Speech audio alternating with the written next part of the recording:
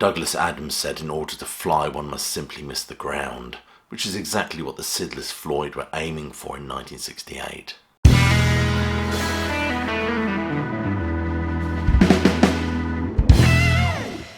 In 1968, Pink Floyd released Point Me at the Sky, a bit of psychedelic chamber music according to Rolling Stone magazine. But is this really a throwaway, best forgotten piece of Floyd ephemera, or does it have a lot more going for it than Rolling Stone seems to suggest? There is no doubt that this forms part of the band's misguided attempts to recreate the atmosphere of the remarkable debut album, albeit stripped of its gnomes and sprites and affected innocence. Piper at the Gates of Dawn was a game changer. In fact, Interstellar Overdrive is seen as a zeitgeist moment in the development of English pop music, the moment when pop liberated itself from its blues roots. This and Sgt. Pepper, of course. We got bands rushing to write songs about teapots and toy shops. We get the Stones' misguided foray into psychedelia, and even that R&B protege that was Steve Winwood and his band Traffic. They decamped to the country to write frothy and frivolous songs about Berkshire poppies. What followed is what David Gilmore has dismissed as psychedelic noodling, the band lost amid a spatial topography of sonic soundscaping. But this song could be charged with looking not so much skywards, but towards the carefree whimsy of Sid, and the influence of LSD is apparent here. That is Lucy in the Sky with Diamonds, and let's be honest, this is incredibly Beatlesy. 1968 is a pivotal year for this band, with Gilmore joining, and there's no doubt that Gilmore brings a grace and musical orthodoxy to the early Floyd setup.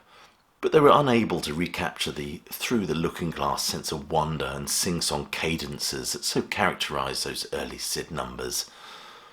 They had a new captain at the helm, and Waters not so much seized the reins, but had the responsibility of writing thrust upon him. If the guy who writes the songs in the band goes crazy, you're fucked, basically. Waters was far more interested in empathy and alienation than he was in this quaint idea of English romanticism. He was much more Bertrand Russell than Hilaire Belloc and Lewis Carroll. And their attempts at writing a pop song that stood any chance of bothering the top 40 were not looking good. And we got that awful right-penned number, It Would Be So Nice. However, with Point Me at the Sky, we are treated to a 4-minute slice of Beatles-esque psychedelia, with its swells and swoops. We're taken not so much on a boat on a river, but soaring into the stratosphere with Henry McLean and his cosmic glider. However, this does have a lulling quality, reminiscent of a nursery rhyme, which is no doubt part of the band's attempts to recapture the quirkiness of the Barrett years. But with its plaintive verses and Beatlesy chorus, is nonetheless a masterpiece of psychedelic pop. Not to mention the residual guilt at their sacking, or not so much sacking of Sid, but the abandonment of Sid, not picking him up before that Southampton University gig. But of course Sid would rise up like Banquo's ghost and rattle his chains from the margins of this band's history, eventually merging as the brilliant and dazzling metaphor of the Crazy Diamond in 1975. In Point Me at the Sky we get the tragic tale of Henry McLean and his cosmic glider, told in this very breezy, elegiac quality evoked by Gilmore's plaintive tone and phrasing. As I've said, the verse does have a soft, lulling ambience to it. That is before we get to the incendiary chorus evoking the exhilaration of ascent. Point Me at the Sky is a heroic ode to the act of self-transcendence, and it does certainly evoke the tragic figure of Icarus, a figure emblematic of unfettered ambition who gets way too close to the sun for his own good. But this would prove to be their last UK-released single for 11 years.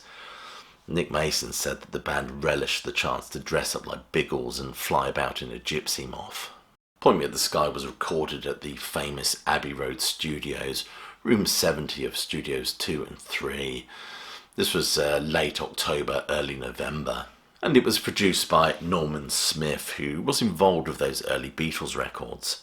The chief sound engineer was Peter Mew, and among the assistant sound engineers was a young and fresh-faced Alan Parsons.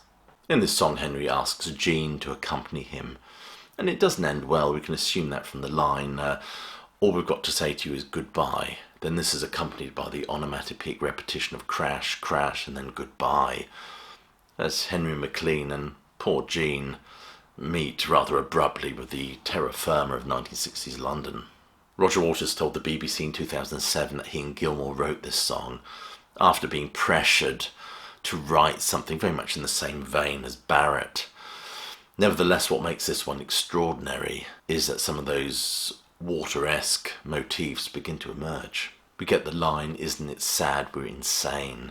which was obviously written by Waters, and it points to the thematic motif that we constantly explored within this band's work, especially in the rather plaintive acoustic foray of "If," that is before it's used to devastating effect in brain damage on their conceptual masterpiece that was Dark Side of the Moon.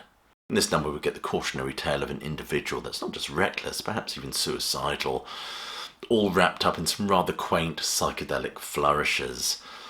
Perhaps my favourite line in this song is the very Pythonesque refrain in its depiction of an overpopulated future. "And if you survive till 2005, I hope you're exceedingly thin.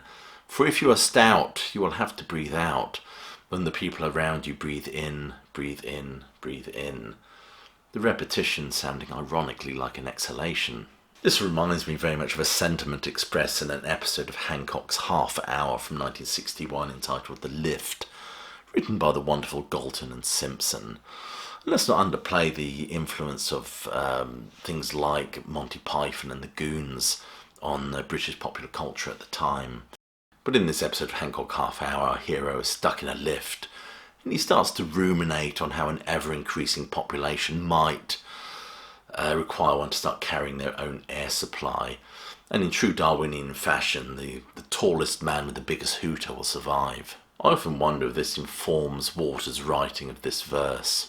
A promo video for this song was shot, and we get images of the band just sitting around, adorning flying garb, as well as flying about in a de Havilland tiger moth, as well as images of King's Cross Station. A strange collage of impressions, very much in keeping with the times. There was, as I said, a photo session of the band in flying gear, which features on the front of this single, and one of the pictures from the same sessions is used for the Nice Pair album in 1973. Some foreign editions of the single have an error in the title reading "Point Me to the Sky." The song was not intended for an album and was mixed into mono only. There is a slightly different performance of this song that was performed for the BBC, which I believe is now on the Early Years box set. Strangely enough, it was left off the Relics collection from 1971, although it was issued on the 1992 CD collection, the Early Singles. That was a bonus disc in the Shine On box set.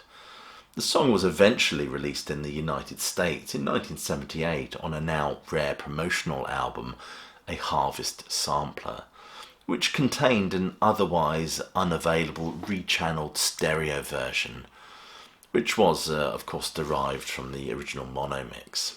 Released on the 17th of December in 1968, the song did not do well. This prompted Waters to state rather curtly that this was the last of the unknown singles. "I don't know why we did it." But Point Me at the Sky took several takes to get it right.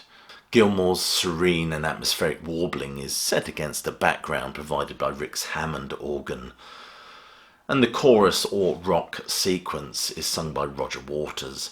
There was concern that it sounded a little too much like Lucy in the Sky with Diamonds. I read somewhere that a harpsichord and cello were also employed for this number, but were buried, I think, due to the fact that it was all sounding a little too peppery. The band were aiming for a hit and played beautifully on this record. Gilmore adds some wah-wah to the solo, added during the overdubs. Wright even adds some mellotron, and Mason, as well as drums, adds some maracas. Most of the work was on the vocals that have a light, ethereal quality. That is before we get to the chorus with Waters' strangulated bark in full shouty mode. But Gilmore does come in to harmonise and soften it a little bit. There's no doubt that the vocals give this a gliding and rising motion, that is before it goes all pear-shaped at the end with all the crashes and goodbyes. It is a charming piece of early Floyd and is illustrative of the band embarking on the long, strange trip that would eventually result in their conceptual masterpieces. Anyway, you've been watching a critique and video by Classic Album Review. If you've enjoyed this, please do share it. Please click like and subscribe, and check that notification bell if you want to see future uploads. I shall leave you by saying hope you're well, staying safe, and of course that you keep listening.